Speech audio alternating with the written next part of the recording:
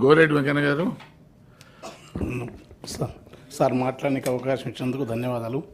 నేను చరణంగా ఉదయం నుంచి ఉన్న తర్వాత ఇక్కడ చిన్న సమస్య అంటే వ్యక్తిగతంగా కృష్ణారావు సార్ నాకు సౌమ్యుడు చాలా అనుబంధం ఉంది సార్తో పాతకాలం నుంచి. నేనున్న రాజకీయాలు చూస్తాడు ఆయన ముందు మాట్లాడితే కూడా కొంత, కానీ రాజకీయాలు తప్ప అయితే వ్యక్తిగతంగా విమర్శలు కోకుండా నేను రైతు బంధు ఇదే సభలో నేను రైతు బంధు మాట్లాడిన గతంలో ఈ బడ్జెట్ అప్పుడు 18,000 కోట్లు పెడుతుందని ఇందులో ఇచ్చినారు. అప్పుడు ఇప్పుడే మిత్రుడు దేశపతి గారితో వాళ్ళతో మాట్లాడినప్పుడు నేను 80 అనుకున్నాను. అక్క చెప్పితే 64 లక్షల మందికి 73,000 కోట్లు రైతులకు వాళ్ళ ఖాతాలో పడేది. అది కొంత భూస్వాములకు అట్లా నేను అప్పుడు మాట్లాడినా, కానీ ఆ రోజు విస్మరించినారు. కానీ 20 ఎకరాలు ఉన్న రైతులకు తప్పకుండా ఇవ్వాలని. ఎందుకంటే తెలంగాణలో నేను రాసిన పాటల్లో 6 అరకలు కట్టే పెద్ద రైతులు కూడా అరకటెద్దులు అమ్మి అరువుకి ఇచ్చిరి పొలము, పేడ ఎరువు లేక భూమి సారం పోయి చూడ సక్కని నేల 3 వారిపాయ్ తేమ ఉండు దగ్గిన భూముల్లో సీమ కంపలు మెరుగెరా, వయ్యారి బామొచ్చి వరి మల్లె మొలిసింది, లొట్ట పీసు చెట్లు గెట్టున వెరిగినవి, తరి పొలము దగ్గింది బెరికలము మిగిలింది, సెలకంత మొరమయ్యి గొలుకు గొలుకయ్యింది, కలమంద జమ్ముళ్ళురా తెలంగాణ కరువుకు గుర్తాయరా, గుక్కిచ్చి గుక్కిచ్చి బోరు దుంకుతుంటే ఒక్కటన్నా మడి సిక్కగా దడవదు, వంకాయ తోటేసి నొట్టి పోయిందిరా, మిరపనాటు కుంటె వరుపైనాదిరా, నాసుపచ్చని బావులా తెలంగాణ నా పరాళ్ళు దేలేరా, కంటే కానుపు కొరకు సస్తె బొంద కొరకు ఉలస భోజన జనము వచ్చిపోతుంటారు, సావు పుట్టుకల మధ్య తప్పని పెళ్లికి ఇండ్ల సున్నాలేసి ఎగురంగ చేసేరు, పెళ్లి వెళ్ళిన నెలకురా ఇండ్లన్నీ పెంట కుప్పాలైతవి, దగ్గు దమ్ము టీబీ కక్కుడా బేదులతో 30 ఏళ్ళక ఈడ ముసలితనం వస్తుంది, నెలకు 3కు పైగా పీనుగలు లేవంగా పల్లె చుట్టూ పాడే కట్టెలు బూడిదాయే, ఇల్లు శోకాలతో తెలంగాణ తెల్లారిపోతుందిరా. అలాంటి ఉద్యమాన్ని కేసీఆర్, జయశంకర్, కోదండరాం సార్ మొదలుకొని తెలంగాణ మహాసభ అవన్నీ ఇప్పుడున్న సార్ కూడా మంత్రి పదవి మనతో కలిసి పనిచేసినాడు, అనేక మంది కౌరులు. అది వచ్చిన తర్వాత ఆ రైతాంగం ఏ తీరుగా అంటే మొక్కొస్తుంది కాదు, గలగల గల కాలువలల్ల మిలమిల సెందమామ చేతి కందినట్టు మనసెంతకొచ్చినట్టు, ఎంతలింత మార్పు ఏది కేసీఆర్ చూపే ఈ తూర్పు అని ఒక సూర్యకాంతి చూపినని రాసినాను నేను. వెంటనే సార్ కూడా తెలుసు. అయితే అలాంటి దానికి మీరు 20 ఎకరాలు తగ్గిస్తే బాగుంటుందని ఏమైంది, రైతులు బంజర్ అన్నారు, పనిచేయనివి రియల్ ఎస్టేట్ మీద తీసేయడం, కానీ కనీసం 50,000 కోట్లనే పెట్టాలి మీరు. వెంటనే నెలకు అందియాలి.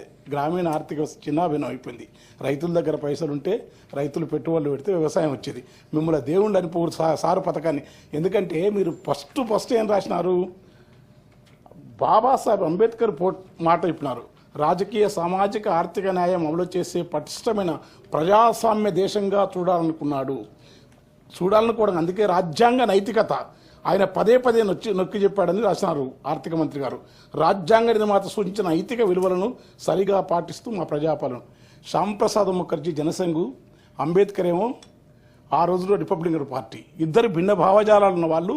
ఎందుకంటే నెహ్రూ గురించి కూడా చాలాసార్లు కాంగ్రెస్ వాళ్ళు చెప్తుంటున్న న్యాయం కూడా, భిన్న భావజాలు ఉన్న వాళ్ళు ఒకే వేదిక పైన మాట్లాడుతున్నప్పుడు ఆ స్వేచ్ఛ అంబేద్కర్ వాళ్ళిద్దరి గురించి మాట్లాడే ఒక గొప్ప భారతీయ ప్రజాస్వామ్యానికి ఉన్న లక్షణం అది. కానీ సరిగ్గా దానికి భిన్నంగా ఇప్పుడు ఏంటంటే, అదే అంబేద్కర్ విగ్రహం కేసీఆర్ నిర్మించినాడని చెప్పి ఆ విగ్రహం అద్భుతమైన అందంగా ఉన్నది, ఎవరన్నా చేయని, కానీ ఆ విగ్రహానికి గేటు తాళం వేసి అక్కడ చూడకుండా టూరిజాన్ని పర్యావరణాన్ని ప్రోత్సహిస్తూ ఉంటున్నారు కదా.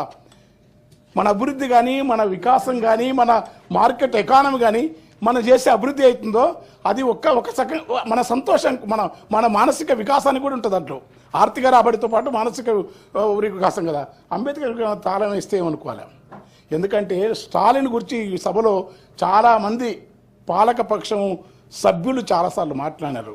ఇదే స్టాలిన్ అమ్మఒడి అనే అమ్మ హోటళ్ళని తెస్తే అమ్మ భోజనం అని పెడితే అమ్మ క్యాంటీన్ పెడితే ఆ ఫోటో తీసేయాలని చెప్పి డిఎంకే వాళ్ళంటే తప్పు తీసేయొద్దు, ఆ పథకాన్ని ఆమె పేరుతో ఉండాలని చెప్పినాడు స్టాలిన్.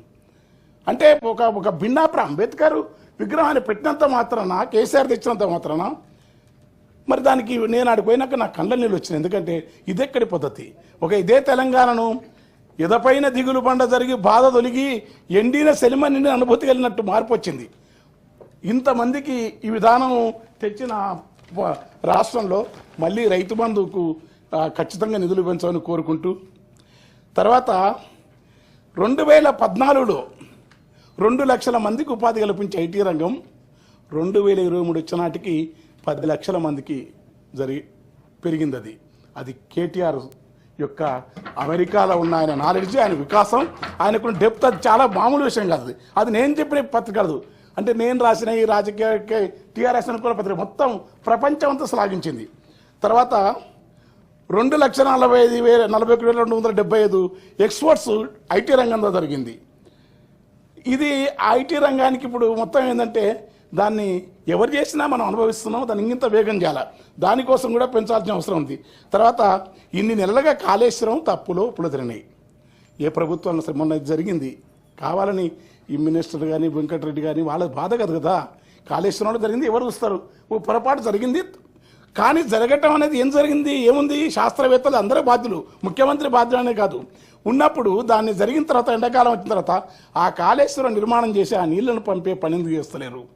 దానికి అనేది నేను ఆ విషయంలో అంగీకరించడం లేదు. తర్వాత 31 ఫ్లైఓవర్లు, 12 అండర్ పాసులు, 732 కోట్లు పెడుతున్నామని చెప్పిన ఫ్లైఓవర్లు, అండర్ పాసులు ఇవన్నీ హైదరాబాద్ నగరంలో కేటీఆర్ చేసిన అద్భుతమైన వ్యక్తిత్వం. అది గుర్తుపెట్టుకోండి. అందుకని అది చెప్పడం నేను అంటే తర్వాత ఫ్యూచర్ సిటీ అంటున్నారు. తప్పదు, అభివృద్ధి కావాల్సిందే. అంటే విషయం సందర్భం కనుక చెప్తున్నా. చంద్రబాబు ఉమ్మడి ఇదే వేదిక పైన ఉమ్మడి చంద్రబాబు ఏమో మొత్తం నగరాలు గొప్పవి, పల్లెలు పనికిరావన్నాడు. రాజశేఖర రెడ్డి మా పాట పెట్టుకున్న పల్లె కన్నీరు పెట్టుకున్నప్పుడు ఆ మహాత్ముడు వచ్చేసి పల్లెల పైన కాన్సన్ట్రేట్ చేసినాడు. కేసీఆర్ వచ్చి అటు పల్లెలను ఇటు పట్టణాలను రెండింటిని ఒక సమ్మిళిత అభివృద్ధితోటి చేసే క్రమం ఉండే. ఇప్పుడు ఫ్యూచర్ సిటీ అనే పేరుతోని ఒక ప్రాంతంలో పొల్యూషన్ లేకుండా వజీర్ సుల్తాన్ అనే విఎస్టీ కంపెనీ ఎప్పుడైతే నిజాం కాలం నాటి కంపెనీ ఈ నగరం అంతా పాడైతుందని చెప్పి అక్కడెక్కడో రామ్నగర్ దగ్గర చౌరస్తా ఆ దూరంలో ఆ మూసి దానికి దగ్గర పెట్టి దాన్ని ఒక షెడ్ అక్కడ వరకే ఉండాలనుకున్నాడు. తర్వాత ఉప్పలు విస్తరించింది, తర్వాత పటాన్చెరు. కానీ ఇవాళ నీవు మొత్తం పారిశ్రామిక హబ్బును, ఫార్మా హబ్బును, ఫ్యూచర్ సిటీని మనుషుల నివాసాలను కలపడం అనేది ఫార్మా కంపెనీలను ప్రపంచవ్యాప్తంగా ఆయా దేశాలలోని ప్రజలు ఆ ప్రభుత్వాలని అభివృద్ధి చెందిన దేశాలు వ్యతిరేకిస్తున్నాయి, అంగీకరిస్తలేవు, అనుమతులు ఇస్తలేవు. ఈ ఫార్మా కంపెనీలను ప్రపంచం అంతా, ఎందుకంటే ఇప్పటికి సరిపోయిన మస్తు మందులు ఉన్నాయి. కొత్త జీవితం అంటే మెడిసిన్ కంటే రోగం కంటే రోగ నిరోధకమైన అంశమే ప్రాధాన్యత వహిస్తూ ఉంది. ఇవాళ అంతర్జాతీయ వైద్య ప్రమాణాలైనా ఇక్కడ డాక్టర్ గారు మిగతా కానీ ఇంకా మందులు కుప్పలు వేయాల్సిన అవసరం లేదు. మందులు ఉన్నాయి, అద్భుతంగా ఉన్నాయి. కాకపోతే టెక్నాలజీ అంటే సిటీస్ కానీ అవి కానీ అవన్నీ చేయొచ్చు. కనుక కొత్త ఇప్పుడు మందులు కావాలా, అది కావాలని చెప్పి వాళ్ళు దేశాలలో పొల్యూషన్ దాన్ని తీసుకొచ్చి మన దగ్గర పెద్ద పెద్ద హబ్బులు ఎవరు పెట్టినైతే మళ్ళీ దాన్ని పెట్టి దాన్ని ఏం చేస్తున్నాడు, అదే ఎక్కడో పెట్టిన కేసారు. ఇప్పుడు 7,000 ఎకరాలలో మొత్తం దాంట్లో నివాస యోగ్యాలు అవన్నీ. ఎందుకంటే ఇదంతా నాకు ఒక సామ్యం, అమరావతికి దీనికి ఏదో సామ్యం కనపడుతుంది నాకు. ఫ్యూచర్ సిటీ అమరావతి, ఎందుకంటే అమరావతిలో అదే పని చేసినారు. ఈ సామ్యాన్ని వీళ్ళు రూట్స్ అన్నీ, ఎందుకంటే నాకు చాలాసార్లు ఇప్పుడు జరుగుతున్నదే ఒక సామాజిక వర్గం. అసలు ఇందులో బడ్జెట్లు ఏంది? అభివృద్ధి, సంఖ్యలు, డిమాండు. ప్రతిసారి ఒక తెలంగాణ ఆత్మగౌరవాన్ని, తర్వాత కవిత్వాన్ని, కళను కూడా మాట్లాడతారు. మాట్లాడాలి, మాట్లాడకుండా ఉండరు. ఒక సామాజిక వర్గాన్ని వర్గీకరణ లేకుంటే వర్గీకరణ అందులో కొన్ని సారీ ఒక వెనుకబడ్డ వర్గాలని అన్నారనుకో, వెనుకబడ్డ వర్గాలని మాటలు మొదలుపెట్టిన అనుకో వీళ్ళు మాట్లాడుతూ ఉంటారు. అదే సందర్భాన్ని ఆ మాటను వెనుకబడ్డ వర్గాలకు సంబంధించిన అంశం అగ్రకులాల్లోని విశాల మనస్తత్వంతో మాట్లాడాలి. ఒకే రాజకీయ పార్టీలు ఉన్న వాళ్ళు వర్గీకరణ ఉంటే దళితుల్లోని మాలలతో దాన్ని మాట్లాడతారు, అనుకూలంగా మాట్లాడలేరు, మాదిగలతో మాట్లాడు. ఇట్లా కాకుండా మీరే మనం బావులకాడ బాగున్నాం, మీకు అన్నదానికంటే ఎక్కువ ఇస్తా, నెట్ చేస్తా అంటే ఆ పీడిత ప్రజలు వాళ్ళు ఏం ఫీల్ అవుతారు? ఏ ద్వేషాలు. ఇప్పటికీ ఈ దేశంలో నెహ్రూ విధానం అంటే ఏంది? నెహ్రూ విధానం అంటే జపాన్లో, ఫిన్లాండ్లో, చైనాలో ఒక పారిశ్రామిక ఫ్యూడల్ కల్చర్, కలోనియల్ కల్చర్ను కాకుండా సెమీప్యూడల్ కల్చర్ కాకుండా గొప్ప సమాజం రావాలంటే మౌఢ్యము, మూఢనమ్మకాలు, అసలు దైవత్వం వేరు. దేవుని నమ్మడం తప్పురాదు, అది ఆ దేశాల్లో అందరూ నమ్ముతారు. మూఢనమ్మకాలున్న జాతి, మౌఢ్యమున్న జాతి, మౌఢ్యంతో మునిగిపోయే అశాస్త్రీయ భావాలున్న జాతి కోపర్నికస్ను, గెలీరును చంపి భూమి గుండ్రంగా ఉందంటే అంగీకరించే మూర్ఖత్వం ఉన్న మనుషులు ఇవాళ ఈ దేశంలో భయంకరంగా మౌఢ్యాన్ని వ్యాపింపజేస్తూ బాణామతి పేరుతోని మనుషులు చంపేస్తామని గుర్తుపెట్టుకోండి. కులాంతర వివాహాలు చేసుకుని చంపేస్తామని గుర్తుపెట్టుకోండి. కానీ ఇట్లా చంపుతున్నప్పుడు తెలిసి కూడా ఈ మూఢనమ్మకాలను సాంస్కృతిక రంగంలో వీటిని నివారించాలి. దైవము మతాన్ని ప్రచారం చేసుకోవడం కేసీఆర్ గారు కూడా చేసిన కాదనం. కానీ నెహ్రూ వారసులు కదా, కేసీఆర్ గారు నెహ్రూ వారసులు అని చెప్పలే. కానీ మీరు నెహ్రూ వారసులు అంటారు. మీరు గొప్ప మా కోదండరామ్ సార్ గురించి మాట్లాడతారు, మీరు హరగోపాల్ సార్ వ్యాసం గురించి మాట్లాడతారు. కానీ ఈ మౌఢ్యంతో గ్రామాలలో తెలంగాణ ప్రాంతాల్లో ఇంత చైతన్యం తర్వాత ఏదన్నా కానీ సాంస్కృతిక రంగంలో ఖచ్చితంగా ఈ మూఢనమ్మకాలను, బాణామతిని, చేతవాడును, క్షుద్ర ఆరాధనలను వీటిపైన కొంత జాగ్రత్తగా నిరసించే ఒక కళారూపాలు కానీ ప్రదర్శన కానీ మినిస్టర్ గారు అది మారాలి. తర్వాత నెహ్రూ ఆ రోజుల్లో ఇష్టపడిన ఇందిరాగాంధీ కానీ నెహ్రూ కానీ విశ్వవిద్యాలయాలకు విపరీతమైన స్థలాలు ఇచ్చి 1000 ఎకరాలు ఇచ్చిన కారణం ఏంటంటే పాఠశాల అనేది, విద్య అనేది తరగతి గది కాదు. తరగతి కాదు కాకుండా ఆయన మోడర్న్ టెంపుల్, ఏదైనా టెంపుల్ అంటే ఆయన ఏమనంటే నెహ్రూ ఎప్పుడు ప్రాజెక్ట్ టెంపుల్ అన్నాడు. పాఠశాల కూడా ఏమన్నాడు, అది క్రీడాస్థలం అని చెప్పిన గుర్తుపెట్టుకోండి. ఒక తత్వ యోగులు, మునులు, ఋషుల్లాగా విద్యా విధానంలోకి వస్తే అడవుల్లో చెట్లతోని, మనుషులతోని, శాంతినికేతన్, డూన్లోయ పాఠశాల కంటే, అరకులోయ ఈ వ్యాలీ విశ్వవ్యాలీ కంటే కూడా నెహ్రూ ఆలోచన అది. విశ్వకవి, భారతీయ ఆత్మ, భారతీయ ప్రపంచ సాహిత్యంలో మకుటాయమానగా రవీంద్రనాథ్ ఠాగూర్ యొక్క పద్ధతిని ప్రకృతిలో చదువుకోవాలనేది. 400 ఎకరాల భూమిని, గచ్చిబౌలి భూమిని అన్యాక్రాంత, అది యూనివర్సిటీ కాదు, అప్పచెప్పాలని హరగోపాల్ రాసే పరిస్థితి ఏర్పడ్డదంటే దాన్ని ఏమంటాం? ఎందుకో దాంతోనే మొత్తం కరువు అవుతుందా? వేరే రకాలేండి. ఇంకా మనకు ఆదాయం తెచ్చుకోవడానికి బాగుంది, ప్రతిపక్షాలను మద్దతు కోరండి, మీరు ప్రశ్నించవచ్చు. 400 ఎకరాల భూమి, విశ్వవిద్యాలయం యొక్క భూమిని, పచ్చదనాన్ని అప్పచెప్పే ఒక మీకు సపోర్ట్ చేసి మీకు మద్దతు ఇచ్చిన హరగోపాల్ లాంటి వాళ్ళు కూడా యూనివర్సిటీలో పనిచేసినారు. కేకే రంగనాథాచార్యులు గొప్ప భారతీయ సాహిత్యకారుల్లో గొప్ప సాహిత్యకారుడు, కేంద్ర సాహిత్య రంగనాథాచార్యులు పనిచేసినారు. జీవి సుబ్రహ్మణ్యం అట్లాంటి యూనివర్సిటీని వాళ్ళ దాని భూమి లాక్కుంటుంటారు. సంజయ్ బార్ ఎకానమిస్టు, మన్మోహన్ సింగ్ కాకుండా అంతకుముందు చాలా పివి నరసింహరావు గారు కూడా ఆర్థిక అడ్వైజర్ ఉన్న మంచి సంజయ్ బార్ యూనివర్సిటీ చెందినవాడు, నాకు బాగా మిత్రుడు, మాకు బాగా పరిచయం సారు. అంటే ఇలాంటి వాళ్ళందరూ ఉంటే హెచ్ఎస్ శివప్రకాష్ అక్కడ గెస్ట్ లెక్చరర్ గారు ఇట్లా ఇది తీసుకుని, అందుకని ఇది ఆలోచించాలని చెప్పి కోరుకుతూ తర్వాత నేను ఇంకెక్కువ మాట్లాడాను. ఇక క్రీడలకు, కల్చర్కు చాలా తక్కువ. క్రీడలకైతే నాకు తెలిసి ఈ సాంస్కృతిక శాఖ 650 కోట్లు ఇచ్చినారు. మంచోడు పిల్లలు పోరాటం చేసినారు, జీతం అని తీస్తారో ఆయన తీస్తారో, కళాకారులు మొత్తుకుంటున్నారు, నౌకరు లేని వాళ్ళకు ఇంకా కొన్ని అదనంగా నియామకం చేయండి. తర్వాత తెలంగాణ అంటేనే సంస్కృతి. తెలంగాణ ఎంత భూములు ఉన్నాయి, ఏం బట్ట కట్టినరు, ఎన్ని బిల్డింగులు ఉన్నాయి, ఇదిగా తెలంగాణ అంటే ఏంటంటే కాళోజీ. తెలంగాణ అంటేనే ఒక జయశంకర్, తెలంగాణ అంటేనే రామదాసు, తెలంగాణ అంటేనే ఒక దాశరథి, తెలంగాణ అంటేనే భాగ్యరెడ్డి వర్మ, తెలంగాణ అంటేనే రాకమచంద్ర వెంకటదాసు, వేపూరి హనుమద్దాసు, అహ్మదుద్దీన్. ఇంకా అట్లా చర్చ ఎక్కువ, నా పాండిత్య ప్రతాపం చూపదలుచుకొని తెలంగాణ అంటే కల్చర్ ఉన్న ఈ నేలపైన ఎంతో మంది గోరటంకైనా కాదండి, గోరటంకైనా కంటే వేరే కవులు చాలా మంది వద్దు. నేననగా ఎంత వాడ నెయ్యపు జీవులలో అన్నాడు అన్నమాచార్యం. ఏమంటే నేననగనెంత వాడ నెయ్యపు జీవులలోనా, నా కీర్తిపై నాకు ఏమక్కువ లేదు, నియతి క్రమములను నిత్యం నశింపజేయని రవీంద్రనాథ్ ఠాగూరుడు. I don't want any party prestige కోరుకున్నాను. కనుక వానమామల ఈ వరదాచారి ఇట్లా ఉంటే ఈ రచన కవుల వీళ్ళ పుస్తకాలు ఎన్నికే సాహిత్య అకాడమీ కానీ వేయకుండా నీకు మా జిల్లాలో వెన్నచెల్లు హరిహరి వెంకన్నని తెలంగాణ భాష కాదు, తెలుగు భాషలో ఎవరు రాయని రోజులునే. దొంగ శోభనమున సింగి బోయడుగున్న బింగిరావికే బాజేనమ్మా, చెన్నంగి సీరలు బాజేనమ్మా, ఈ చెన్నంగి చీర బింగి రవిక ఈ పదాలన్నీ మార్కెట్ సంస్కృతిలో మున్ను పల్లవ కాంతాలు కట్టిన సీరాలెల్లా దాసుట వింతాలు ఉన్నాతమైనట్టి పొన్నాను నేకిన వెన్నుని గోపాక ఎలాంటి ఒక రాఘవ శర్మ గారు మా దగ్గర ప్రమీలార్జున రాసినాడు. బృహన్నల నండూరు కృష్ణమాచార్యుల కంటే ముందే బృహన్నల నాటకం రాసినాడు. చాలా అద్భుతమైన కవులు.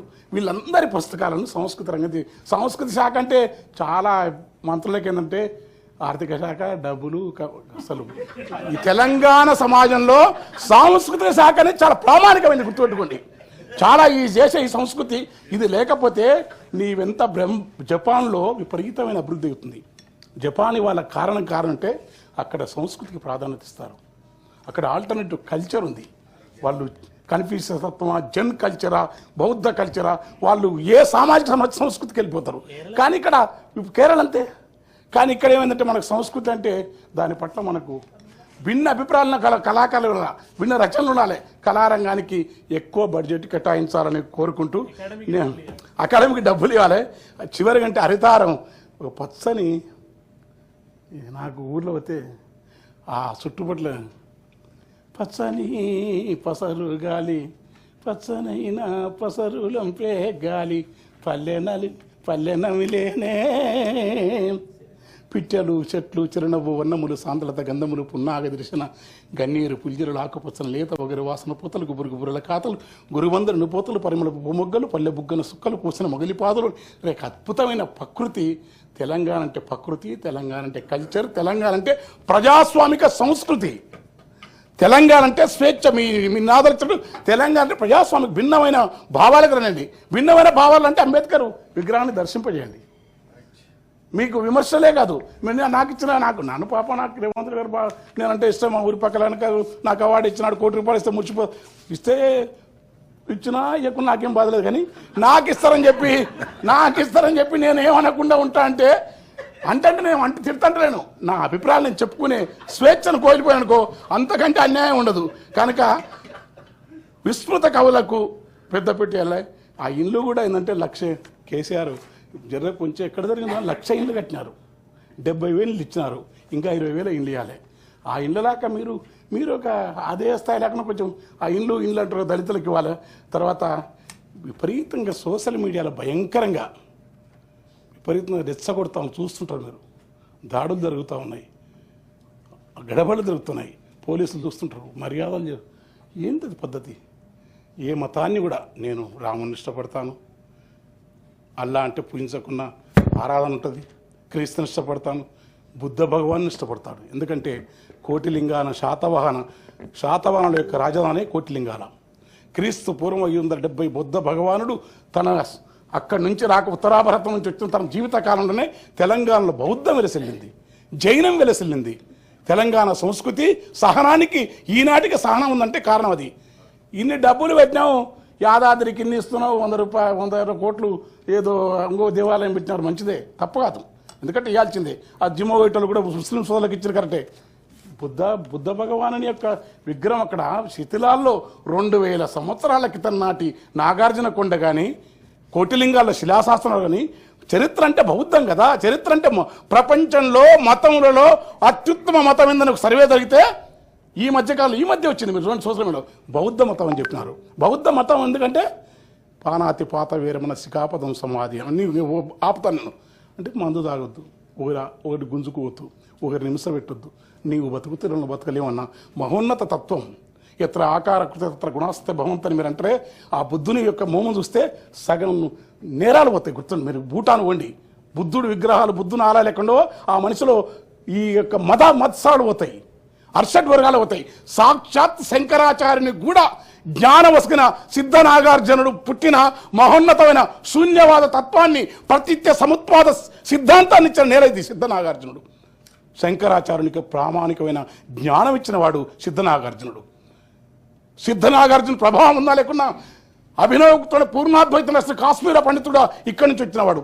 అనేక ఉద్యమాల ప్రభావం ఉన్న ఇలాంటి నేల మీద ఒక మానవీయ సంస్కృతిని ఇవ్వాలంటే వెంటనే అంబేద్కర్ విగ్రహాన్ని ఓపెన్ చేయాలా, అయిపోయింది. నేను అభివృద్ధి జరగాల, తర్వాత అన్నిటికంటే మూసీ నది, నా బాధ ఏంటంటే మూసీ నది చాలా అందంగా ఉంటుంది. ముచ్చుకుందుడు, రంగారెడ్డి, అది అనంతగిరిలో పద్మనాభుడు దివ్యమైన మూసి అందంగా పారుతుంటుంది. మూసి చల్లదనం, మూసి మీద కవిత్వం 4 లక్షల మన కవి ఎవరైతుండ్రో చాలామంది ఉర్దూ కవులు కానీ అలాంటి మూసీ నవిని దాన్ని కాపాడాలంటే ఎంత బడ్జెట్. మూసి బాగుంటే లండన్ కాదు, మీకు డబ్బులు మూసిని కనుక అందంగా చేయండి. ప్రపంచంలో అత్యుత్తమ ప్రాంతాలలో మూసిని కనుక సజీవంగా చేసి నిలబడి ఎక్కువ టూరిజం ప్లేస్ కాకపోతారండి. కానీ దాని పట్ల ఎందుకో ఉదాసీనత ఉంది. మూసిని పాడు చేసింది వలసవాద స్వభావం ఉన్న ఈ ప్రాంతం పైన వ్యతిరేకత ఉంది. మన నదుల మీద, మన జీవితం మీద, మన కల్చర్ మీద, మన మీద కోపం ఉన్న ఇన్నేళ్లు పాలించిన వలసవాద పాలకుని దెబ్బ అది. ఇప్పుడు మనం మూసిని సజీవ నదిగా మార్చాలంటే మూసికక్కడ రాడార్ దామచల్ల 5 లక్షల మొక్కలను కొడతామని వాళ్ళంటే దేశ రక్షణ మనందరికి ఇష్టం. వీఆర్ ఇండియన్స్, మనం అందరం ఈ దేశం కోసం ఉండాల్సిందే. అది ఆ విషయాలు మనకు తెలియదు. కానీ చెట్లను కొట్టకుండా ఉన్న ప్రత్యామ్నాయం ఉందా అని చర్చ జరగకుండానే, మేధావులతోని పర్యావరణవేత్తలతో మాట్లాడకుండానే సాక్షాత్ ముఖ్యమంత్రినే భూమిస్తాం. ఆడ మూసీకి నీళ్ళు వచ్చే ఆ ఏరియానంతా కాలుష్యం చేసి ఈడ మూసిని కాపాడతాను, ఇల్లు గుడుస్తాను చెట్ల. ఆడకు ఆంధ్రకు ఎవరో ఆధారరహితంగా మాట్లాడతలేను. ఏదో ఒక యాక్టరు, వాడు మంచోడో చెట్టుడో ఇల్లు కట్టుకున్నాడు, ఇలాంటి వాళ్ళ పిలిచి కూర్చోబెట్టాలని మొత్తం కూల్చేస్తావా? కూల్చేవాడు ఇంద్రుడు కూలిస్తే మేషండు అనే పేరుంది. మేషండు అంటే దాని అర్థం తర్వాత చెప్తాయి, సభలో మర్యాదగా చెప్తున్నా. ఇళ్లను కూల్చే పని పెట్టుకోవద్దు, ఒప్పియండి, మాట్లాడండి. మూసీ నది అద్భుతమైన నది. ఎందుకు మాట్లాడుతున్నా బాధ అయింది నాకు. కట్టనీకే మీరు కడతారు, వానికి డబ్బులు ఉంటాయి, వాడేం బాధపడు. కట్టిన చేతులు, తాపి పట్టిన చేతులు, మట్టిని విసికే చేతులు, భూమి నుంచి నిర్మాణం చేసేది అంతస్తుల మేడలతో ఉండే అనంతమైన ఈ అద్భుతమైన ప్రగతికి శ్రామికులను అవమానించడం, శ్రామికుల ఆవాసాలను దెబ్బతీయటం, మూసిని బాగు చేయటం అనేది న్యాయం. అంటే ఎవరో మన బుద్ధిజీవులు, మేధావులు ఇక్కడికి వచ్చింది దాన్ని ఇలాంటి కంటే కూలుస్తాం, మేము కూర్చుమో మూసిని బాగా వద్దంటలేము. కానీ అరే మరి ఆడ దామచ్చల్లా చెట్లను కొడితే ఎందుకు అడుగుతలేవు? లఘుచల్ల పొలాల్లో విషం బారించడానికి ఎందుకు వస్తున్నారు?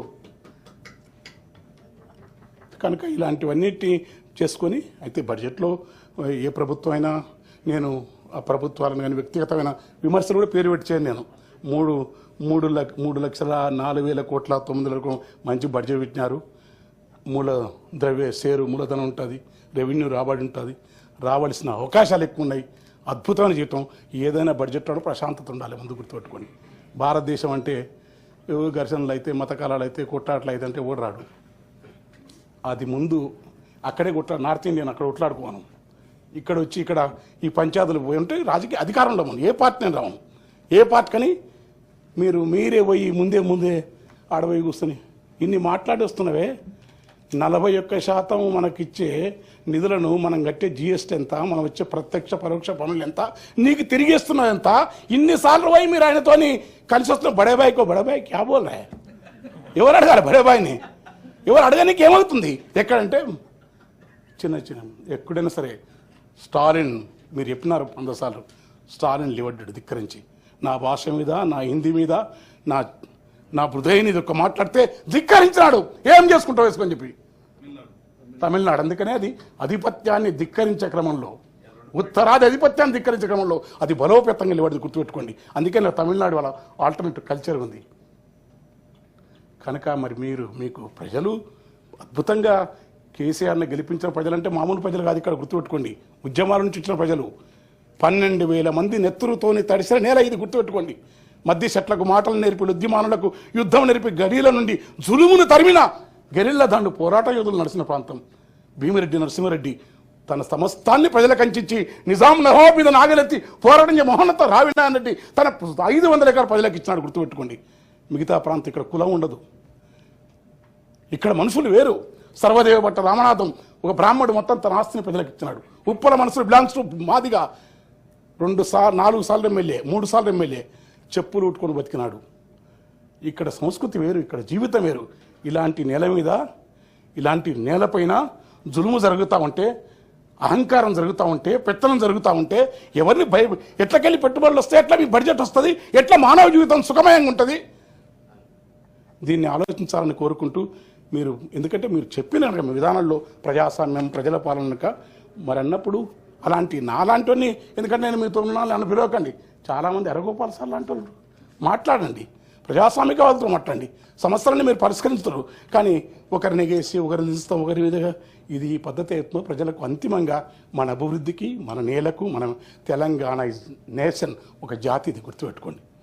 తెలంగాణ బౌద్ధం చేత, జైనం చేత, వరకవి సిద్ధప్ప చేత, అచలం చేత, అమనస్తం చేత, సిద్ధ నాగారం చేత, సాంఖ్యం చేత, మహత్తరమైన తాత్విక సాంస్కృతిక వారసత్వం చేత, విప్లవోద్యమాల చేత, కమ్యూనిస్టు ఉద్యమాల నిర్మాణం చేత, గాంధేయవాదులు ఒక కాళోజీ, పివి నరసింహారావు, లేకుంటే ఒక మీ మెదక్ జిల్లా కేవల్ కిషన్ లాంటి వాళ్ళ, కేవల్ కిషన్ అనే కమ్యూనిస్ట్ జాతర చేస్తారు గుర్తుకోండి. బందకి ఇంతమంది 12,000 మంది నేతృత్వం తరిసిన అనువు ప్రతి ప్రాంతం తరిసిన నేల, ఇంత త్యాగాల నేలను, తెలంగాణ కోసం ఒరిగిన నేలను ఏ యొక్క ఉన్మాదాలు, మరో రూపంలో వచ్చే అలజడులు, వీటిని ఆపడానికి శాంతి భద్రత అయినాక చూస్తాం కాదు.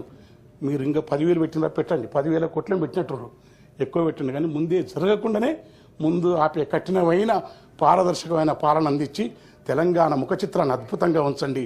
దానికి వీరందరి మద్దతు అవకాశం ఇచ్చే పెద్ద ఆయనకు పాదాభివందనాలు. నమస్కారం.